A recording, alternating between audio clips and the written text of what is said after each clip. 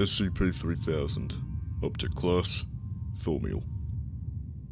Special Containment Procedures.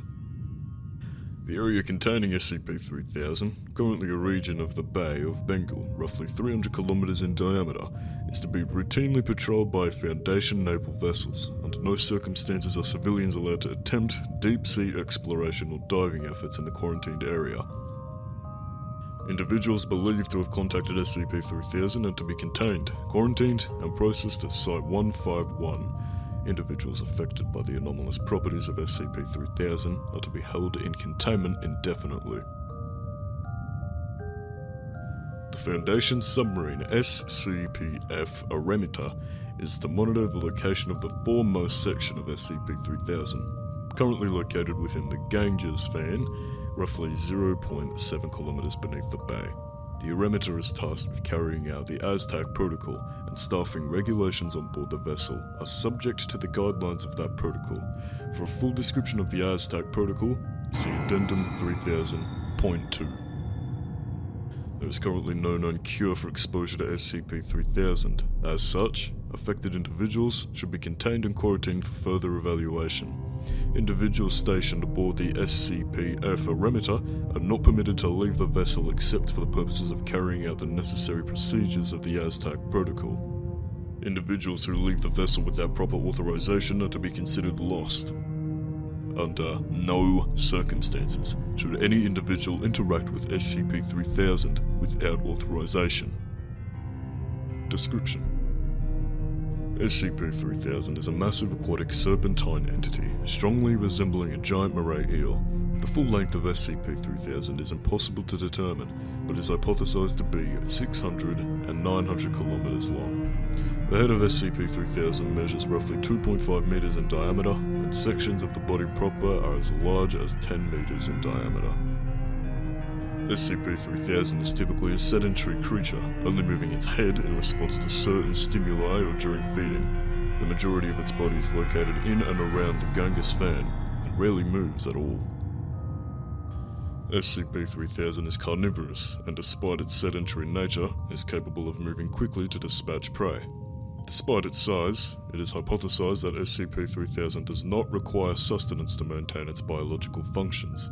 While SCP-3000 excretes a thin layer of viscous dark grey substance classified as Y-909 through its skin as it consumes prey. The end results of its digestive process is currently unknown. SCP-3000 is a Class A cognitohazardous entity. Direct observation of SCP-3000 may cause severe mental alterations in viewers. Individuals who directly observe SCP-3000, as well as any individuals within an uncertain distance of SCP-3000, experience inexplicable head pain, paranoia, general fear and panic, and memory loss or alteration. The following is a log from Site-151's historical records, written by Dr. Eugene Getz, about initial discovery of SCP-3000 and the effects felt therein.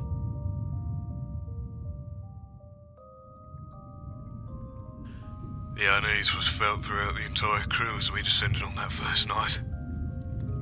Whether this was due to our uncertainty at what would we discover, or something more sinister, I would not speculate.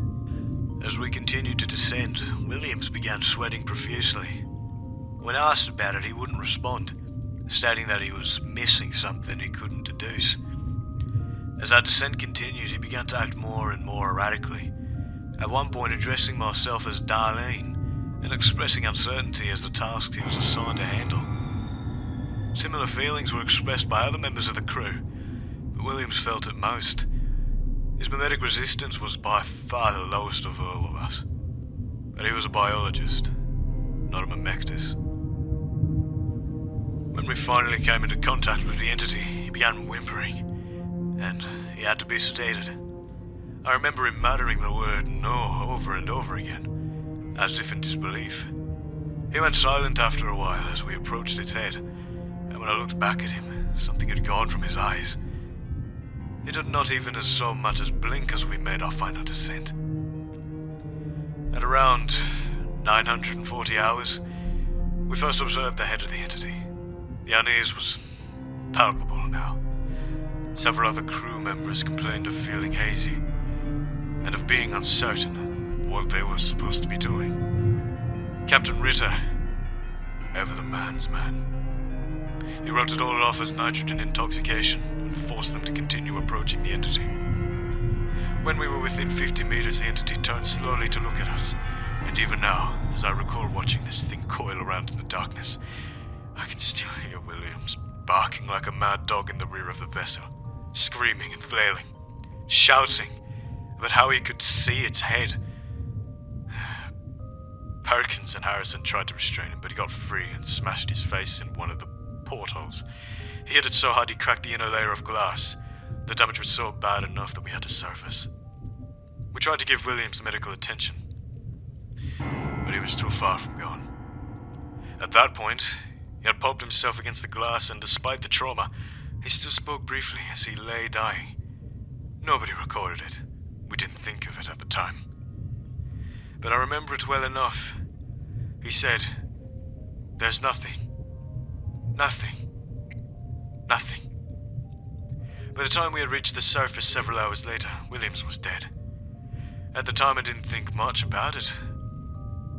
But the things he said, just the ravings of a man gone mad, by the depths, I figured I didn't know any better. But even now, I can still see the eyes of the creature. I see it hanging in there in the darkness, illuminated by light I cannot source. And I feel the lingering dread that Williams must have felt that night in the submarine,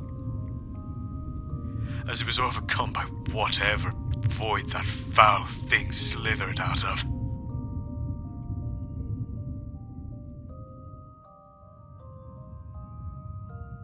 Discovery. SCP-3000 was discovered in 1971, shortly after 2 Bangladeshi fishing boats and 15 fishermen were reported missing after drifting near the Indian coast. As the country of Bangladesh had only just been recently established at the time and had been subject to significant political persecution on the part of Pakistan, this incident received high-profile media attention due to the fears that it was a result of foreign aggression. Local coastal dispatch units could not locate the missing boats, fueling further media hysteria. Foundation researchers stationed in Calcutta, now Kolkata, drew similarities between this disappearance and another incident 2 years earlier. A thorough search aided by Maria Pashla counters revealed the location of 2 boats, as well as an unknown, previously undiscovered mass deep below the surface of the Bay of Bengal. Further investigation by Foundation divers discovered the existence of SCP-3000. The area was quickly secured, and current containment procedures were put in place in April of 1972. The Aztec Protocol was adopted in October of 1998. Addendum 3000.1 Initial Contact Exploration Log. Note: the following is a transcript audio logs taken during initial deep-sea diver contact with SCP-3000. Until this point, no Foundation diver had come within 300 meters of SCP-3000.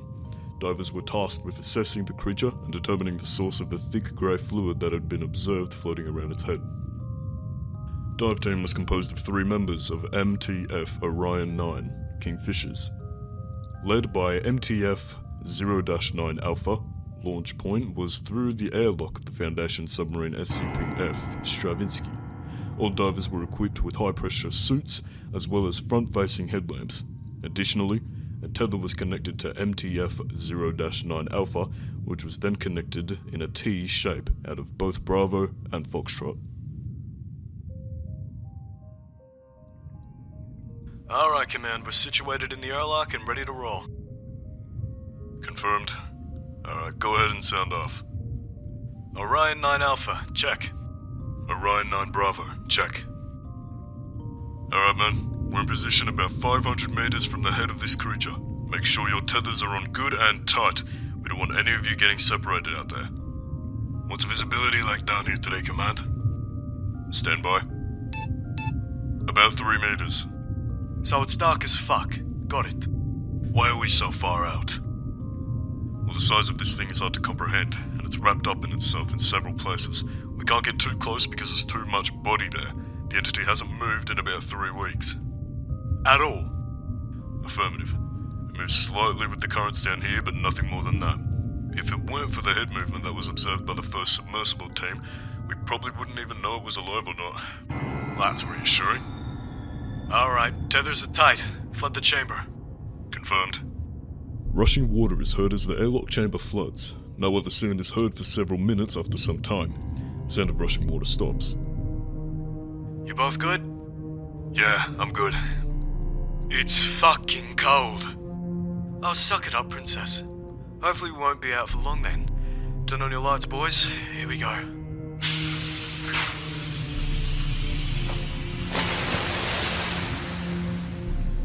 All members of the dive team exit the airlock. There is a low mechanical sound as the airlock door closes behind them. A muffled click sound is heard, and the Stravinsky activates the AFT floodlights. Hey, Alpha. Maybe this is a bad time to ask, but I can't remember how to turn my lamp on. And, your lamp is on, Foxtrot. What? What did you call me? Your designation? Malhenny? Foxtrot. I'm Foxtrot, boss. Hang on, what are you talking about? I don't understand what you mean by designation. It's your goddamn call sign, Bravo. What do you mean? Now who's Bravo? Shit. Hang on. I was going to say something, Barry. You still there? Stand by. Go for command. Hey, we're having a little trouble out here. I'm not sure who... We seem to have confusion over some designations, and I'm not sure where we're going. Where exactly are we? God, do you guys feel that, right? I just got an awful headache. It's like needling in my brain or something. Dive team, be advised that we believe you may be experiencing some detrimental cognitive effects. Keep moving forward and we will give you more information as we receive it. Noted. Command, be advised that Foxtrot has a terrible headache. I think we're going to the right direction. We can't see out here.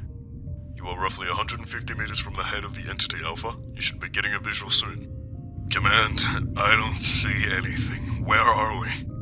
Where are we? We're almost there, Alpha Dive Team. Be advised, we're picking up movement from the entity on radar. Barry, I don't see anything down here. What are we supposed to be looking? All I could see is darkness. There's a chill foul wind blowing, pushing me towards the brink I can't see. Shut up! Command, Bravo's unresponsive, requesting immediate cessation of the mission. Wait a second. On the edge of nothingness, inches from oblivion, there's a sickness in my mind that I know I can't be cured. Beyond me is only blackness and a single pair of dark eyes. What? What are you saying? Dive team, we're going to pull you back out immediately. We have reason to believe that... Barry, is that you? How could it be? I shuffled the dirt during your... I can hear something over there. Alpha, your light, get your fucking... Silence. Only silence. My consciousness coming undone and only... Dive team, something is moving toward you. Repeat, something is moving toward you. Prepare to return to... This is shit. I can't see. How far are we from the... It's right there. It's right there. Fuck, what are you both doing? Fuck! And only the eel remains. There was radio silence for 20 seconds. Alpha, do you read? Radio silence for 15 more seconds. Alpha, Bravo, Foxtrot, do you hear us? Oh, thank God. Bravo, you need to speak up. We can't... There's radio silence for 10 more seconds. Something has bound up the winch between you and us. We can't... It's opening its mouth. It's so dark, there's... Where am I? What? Barry, how could it be? I shoveled dirt. Mohani, swim! Get away, there's only darkness, swim! Only... There is suddenly tension in the tether attached to the Stravinsky O-9. Foxtrot's radio goes silent. There is a sound of struggle through the other two's radio. Foxtrot! Alpha, Bravo, talk to me. Stay calm. What happened? It ate him. Fuck. He's gone. It took him whole. God damn it. Alpha. Alpha, what are you doing? Alpha? Cut the goddamn tether, Alpha! It's pulling us in! Who? Fuck! There's total radio silence for 30 seconds. The tether attached to the Stravinsky is pulled free from its moorings and disappears.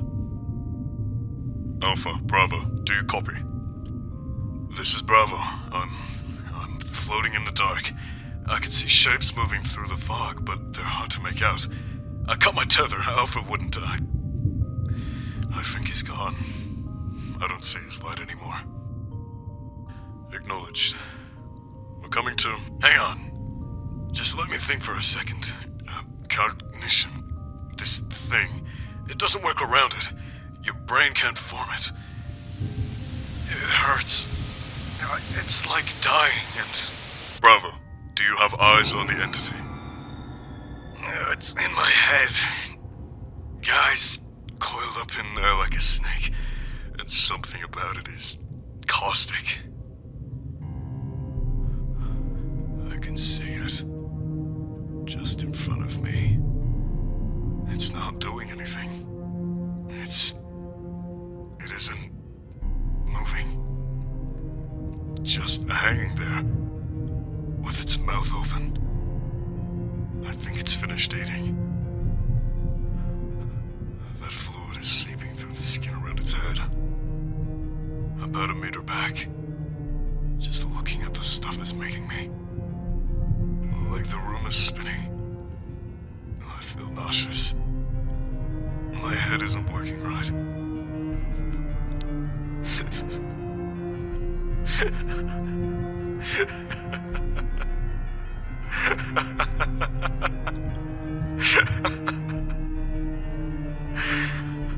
There's an abortion under the floorboards.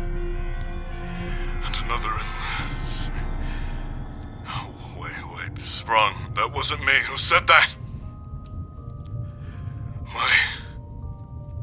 I'm going to collect the sample. Hang on. Bravo, we're going to send out a crew to get you. Just hold on. Oh, no. Don't do that. You have to be trained to not feel the things I'm feeling. Otherwise it will get to you. Maybe it will anyway, who knows? It feels like the end of the world down here. Fellas, my heart is really going off the charts, and I don't think I'm dying. Just... Okay. I got the sample. I'll attach it to one of those little balloons and let it float up. You'll be able to get it later. Don't spend too much time around that stuff. It doesn't... Your mind,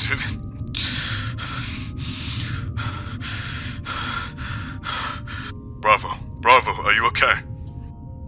I think I'm dying. I know I'm dying. This is it. I just want to get away from here. You know, it occurs to me.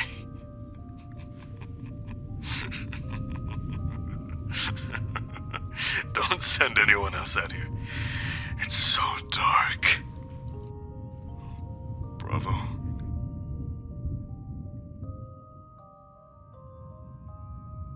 Over the next half hour, the SCP-F Stravinsky attempted to approach O-9 Bravo with no success. Command contributed to attempt to communicate with O-9 Bravo, but Bravo grew increasingly unintelligible. Before eventually going completely silent, Bravo's radio stayed active over the next 3 days, and intermittent breathing could be heard until the radio ceased functioning.